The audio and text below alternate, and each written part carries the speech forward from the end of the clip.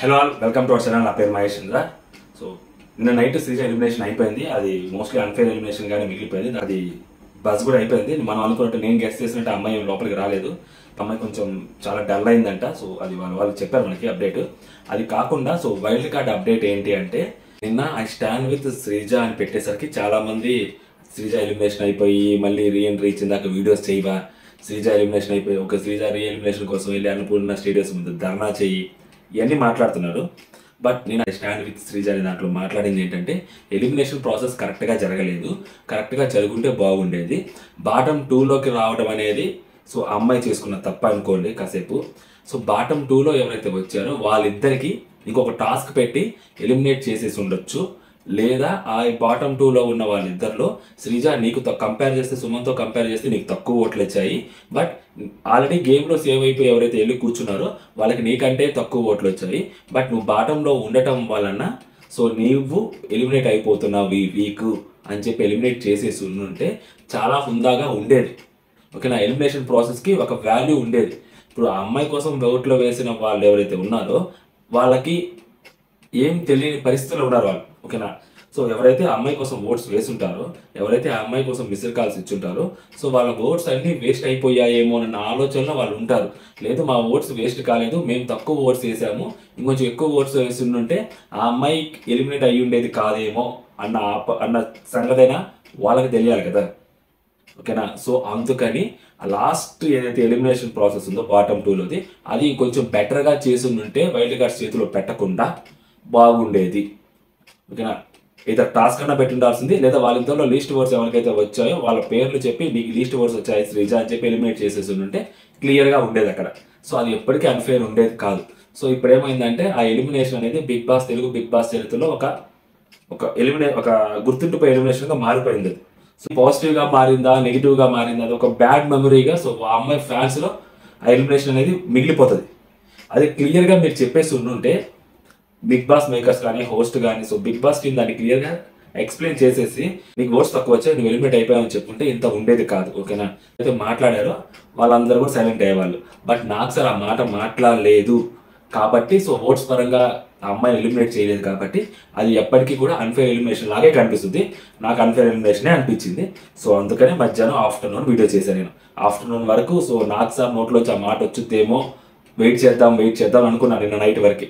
కాకపోతే ఆఫ్టర్నూన్కి clear update ఏంటంటే నాకు సార్ అసలు ఆ ఓట్స్ గురించి మాట్లాడలేదు, కేవలం అమ్మాయి ఏవీ గురించి మాట్లాడారు, ఏవీ వేయలేకపోతున్నాము బికాస్ ఆఫ్ సడన్ ఎలిమినేషన్ కాబట్టి అని చెప్పారు. అంతేగాని ఓట్స్ గురించి చెప్పలేదు అనేసరికి ఐ స్టాండ్ విత్ శ్రీజ అనే వీడియో నేను లేట్గా చేశాను.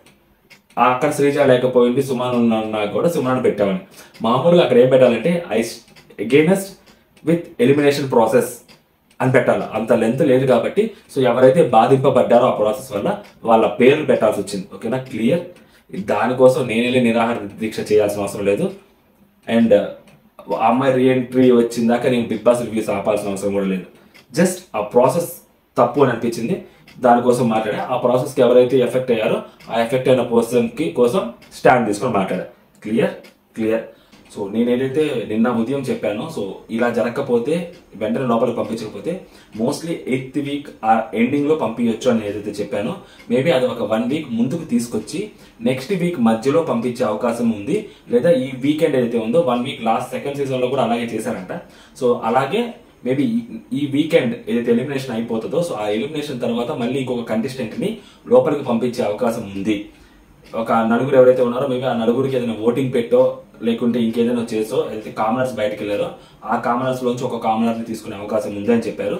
ఇఫ్ నాట్ అలా కుదరకపోతే నేను నిన్న కూడా చెప్పాను సో ఇంకా రీఎంట్రీ అనేది లేనంటే లైట్ తీసుకోవచ్చు. ఇంకా ఏవీ గురించి మాట్లాడుకుంటే సో ఆ ఏవీ ఆ పెద్ద టైం కూడా పట్టదు. ఏవీని యాక్చువల్గా జర్నీ చేసేయచ్చు. సో ఇప్పుడు అమ్మాయి జర్నీ వీడియో కూడా వేయలేదు కాబట్టి ఆ అమ్మాయి రీఎంట్రీ ఉంటుందని చాలా మంది అనుకుంటున్నారు.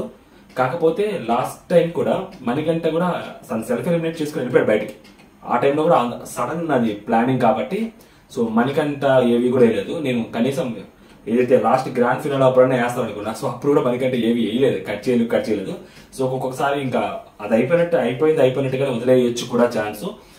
ఏదైతే రీఎంట్రీకి ఛాన్స్ కూడా లేకుండా ఉండేదానికి పాసిబిలిటీస్ ఎక్కువ ఉన్నాయి నెక్స్ట్ వీక్ అనేది రాకపోతే. అండ్ వచ్చినా కూడా గేమ్ కంప్లీట్గా మారిపోయింది కూడా అమ్మాయి. ఇప్పుడు ఆ అమ్మాయిలో ఉన్నంత ఫైర్ మళ్ళీ నెక్స్ట్ వస్తే ఆ ఫైర్ ఆర్టిఫిషియల్ గా కూడా అనిపించచ్చు చాలా మందికి, ఖచ్చితంగా అనిపిస్తుంది కూడా. లోపలే ఉంచేసి ఎక్కడో చోట 1 day or 2 days కి అట్లీస్ట్ పంపించేసి ఉండొచ్చు అని అనుకున్నాం. కానీ బట్ బజ్ ఇంటర్వ్యూ కూడా చేసేసారు అంటే నేను ఏమనుకున్నా అంటే బజ్ ఇంటర్వ్యూలో ఉండి బజ్ ఇంటర్వ్యూ చేయకుండా బ్లఫ్ చేసి అమ్మ లోపల పంపిస్తారు అనుకున్నా.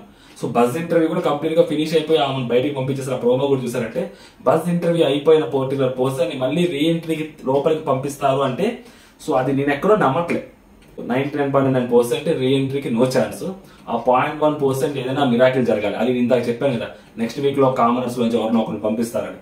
9th వీక్ అన్నది సో నెక్స్ట్ వీక్ మారింది. నెక్స్ట్ వీక్ అసలు ఉండొచ్చు ఉండకపోవచ్చు. ఆ 0.01% లోనే ఉంటుంది ఏదైనా కానీ. ఓకేనా? సో ఇదనమాట రీఎంట్రీ గురించి అప్డేట్. ఓకే, సో అదనమాట సంగతి. జై హింద్.